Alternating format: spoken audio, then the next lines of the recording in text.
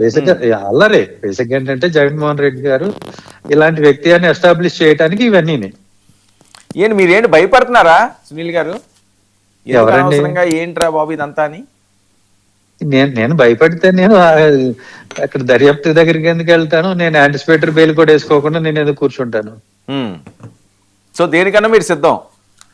నేనేం తప్పు చేయలేదండి. నేను ఏ తప్పు చేయనప్పుడు నేను యాంటిసిపేటరీ బెయిల్ తీసుకోవాల్సిన అవసరం లేదు, భయపడాల్సిన అవసరం అంతకన్నా లేదు. ఓకే. సో ఇప్పుడు నాయక్ గారి పరిస్థితి ఏంటి మీ అంచనా ప్రకారం, మీకున్న ఎక్స్పీరియన్స్ ప్రకారం?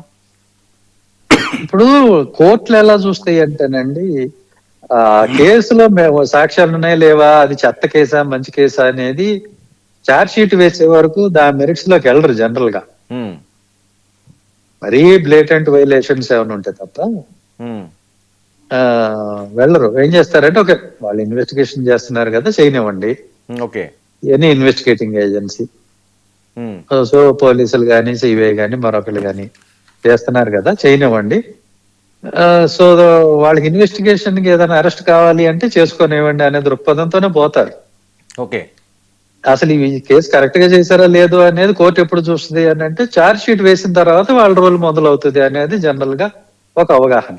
ఓకే, ఇవన్నీ కాసేపు పక్కన పెట్టి రఘురామకృష్ణరాజు గారికి మీరు ఏమైనా చెప్పాలనుకుంటున్నారా? ఆయన విషయం స్పీడీ రికవరీ అండి, ఆయనకి ఏదో దెబ్బ తగిలిందని తెలిసింది. అంతే.